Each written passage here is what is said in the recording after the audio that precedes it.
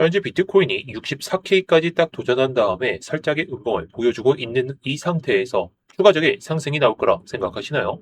저는 나올 거라 생각합니다. 하지만 빠졌다가 가야 되겠죠. 지금 이 6월 중순에 올라왔던 살짝의 반등이 나왔던 이 구간까지만 올라왔기 때문에 해당 구간에서 안 밀리고 간다면 오히려 더 안 좋은 흐름이 나올 가능성이 높다고 생각합니다. 그래서 저는 오히려 지금 상황에서 내려오는 게 더 긍정적으로 해석을 하고 있습니다. 그렇다면 앞으로 어떻게 움직일까요? 그 내용에 대해서 오늘 말씀을 드려보도록 하겠습니다. 네, 안녕하세요. 트레이더 버스입니다. 자, 일단 오늘 본격적으로 좀 말씀을 드리기 전에 이 데이터를 한번 살펴보도록 하겠습니다. 자, 이 데이터가 지금 비트코인이 반등을 하고 있으니까 많은 분들이 이제 반등장이 더 추가적으로 이어질 것이다. 이렇게 이야기를 많이 하시는데, 그런데 지금 시장 내부를 들여다보면 오히려 조심해야 되는 그런 신호들이 나오고 있습니다. 가격이 올라가는 것보다 더 빠르게 늘어나고 있는 것이 있죠. 바로 선물 거래량입니다. 오늘 이 차트 하나만 보시더라도 왜 시장이 쉽게 한 방향으로 올라가지 않을 가능성이 높은지 이걸 이해하실 수가 있을 것 같아요. 자, 먼저 이 차트를 보시게 되면 여기 뒤에 보이는 이 파란색 선, 보라색 선 이런 것들이 비트코인의 가격 차트입니다. 회색으로 표시된 것이 바이낸스 현물 대비해서 선물 거래량의 비율인데 쉽게 말하면 현재 시장에서 실제 코인을 사고 파는 거래보다 선물 시장에서 레버리지를 이용해서 거래가 얼마나 이어지는지 이걸 보여주는 지표라는 거죠. 보시면 최근 들어서 이 비율이 급격하게 상승했습니다. 거의 역대급 상승을 보여주고 있는 상황이죠. 이 말은 무엇이냐면 현재 시장의 중심이 현물이 아니라 선물 시장으로 완전히 이동이 되었다는 그런 의미로 받아들일 수가 있겠죠. 여기서 중요한 건 선물 거래량이 많다는 것이 무조건 상승이라는 뜻은 절대 아니죠. 오히려 반대로 생각해야 됩니다. 선물 거래량이 많아질수록 시장에서는 레버리지를 사용하는 사람들이 많아집니다. 흔히 말해 10배 레버리지, 20배 레버리지, 100배 레버리지, 심지어 그 이상의 배율을 사용하는 투자자분들도 늘어난다는 이야기인데, 그러면 시장에서는 가장 자연스럽게 나타나는 현상이 뭔가요? 바로 청산이죠. 고래나 시장 조성자는 이 청산 물량이 어디에 몰려 있는지 이걸 상당히 중요한 겁니다. 왜냐하면 청산이 발생되는 순간 엄청난 시장가 주문이 한 번에 쏟아지기 때문이죠. 그래서 선물 거래량이 커질수록 가격은 한 방향으로 천천히 움직이는 것이 아니라 위아래로 크게 흔들면서 레버리지를 일단 털어내는 움직임이 자주 나타납니다. 그래서 지금 시장을 보면 바닥에서 선물 거래량이 늘어났다는 것은 나쁜 상황은 아니지만 이런 고점에서 선물 거래량이 터졌을 때는 변동성이 유독 심해지죠. 저점도 마찬가지입니다. 그래서 지금 추세가 완전한 반등 추세다, 상승 추세다 이렇게 보기보다는 유동성을 계속 모으는 과정이라고 보는 것이 더 현실적입니다. 차트를 보면 최근 선물 거래량이 빠르게 올라오면서 시장 전체가 점점 더 레버리지 중심으로 바뀌고 있죠.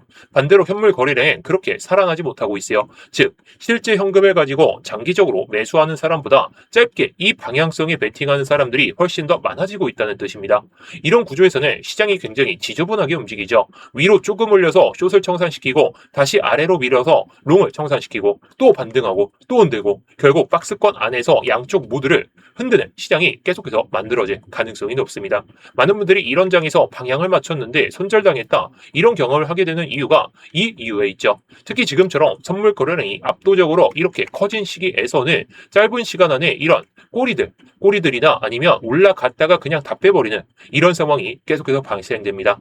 실제로 추세가 바뀐 것이 아니라 레버리지 청산을 유도하기 위한 움직임이 반복되기 때문에 특히 이런 구간에서 무조건 위로 향한다, 아래로 향한다 이런 방향을 맞추기보다는 내 손절 자리나 익절 자리나 이런 걸 시장이 노리는 유동성 구간인지 먼저 확인하는 것이 훨씬 더 중요합니다.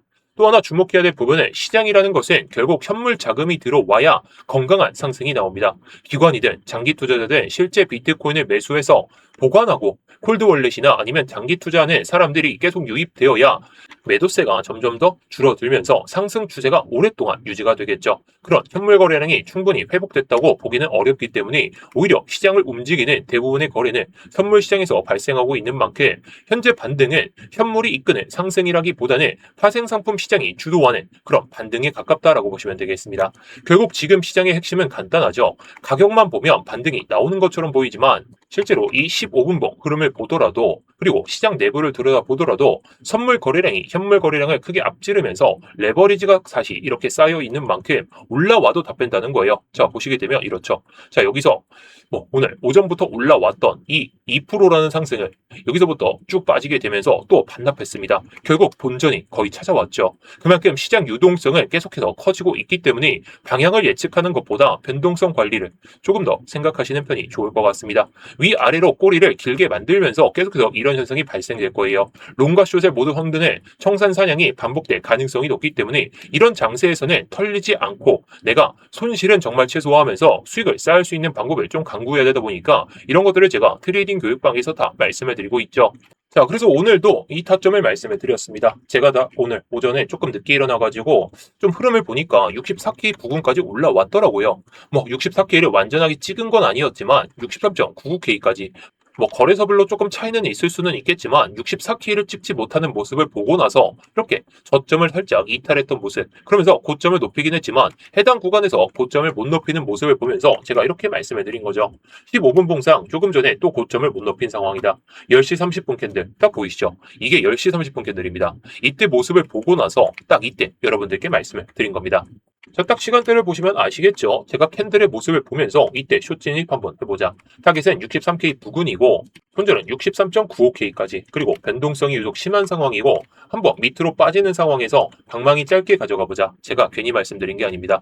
63K 결국 찍었죠. 이게 올라가는 파동이었다면 64K를 여기서 뚫어줬어야 됩니다. 근데 못 뚫었죠. 못 뚫은 만큼 추가적인 낙폭이 나오게 되면서 이런 장세에서는 우리가 무조건 숏이다 그런 건 아니지만 이렇게 발라먹을 수 있는 파동이 나온다면 단기간에 이 정도의 수익도 챙겨갈 수가 있다는 거. 이번 매매로 저도 이렇게 좀 수익을 챙겨놨는데 수익을 냈냐 못 냈냐 이게 중요한 게 아니라 요즘 방향성이 위로 향해도 그냥 내버리는, 그냥 빠져버리는 상황이 너무나도 많이 발생된다는 것이고, 갑자기 튀어 오르면서 숏 물량들 다 먹은 다음에 또 올라오니까 롱 물량들을 청산시키는 그런 상황이 발생이 되니까 우리가 이런 자리에서는 손실을 정말 최소화할 수 있는 그런 방안들을 잘 강구할 필요가 있다는 거예요. 자, 손실을 줄이게 되면 어떻게 될까요? 익절을 할 때 정말 명확하게 하게 된다면 손절은 정말 칼같이 하고 익절이 더 크게 발생되는 이런 손익비 구간에서, 자, 제가 말씀드렸던 구간이 여기니까 63K까지 딱 빠졌을 때, 그리고 63.95K까지 이렇게 올라가게 되면 손익비가 최소 1대3 정도 되잖아요. 자, 물론 이 수익률이 그렇게 크지는 않습니다. 현물 기준으로 1% 정도의 변동성이죠. 하지만 이게 2%까지 갑자기 올라가는 상황이 발생이 되게 된다면 우리는 숏다 봤던 거 그냥 다 또 청산이 되는 거예요. 지금 시장에서 이거 끝까지 먹을 생각하지 마시고 먹을 수 있는 이 방망이 딱 짧게 가져가면서 수익을 꾸준하게 챙겨가는 게 상당히 중요합니다.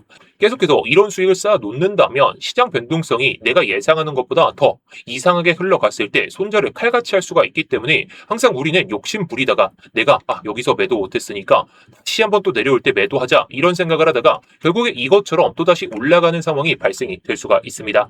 그래서 제가 말씀을 드리고 싶은 건 딱 한 가지죠. 지금 시장에서 이게 내려갈지 올라갈지 방향성을 맞추지 마시고 시장 흐름에 맞게 고점을 못 높였으면 특정 흐름을 보면서 대응하면서 수익을 쌓는 이런 전략으로 보시면 된다는 겁니다.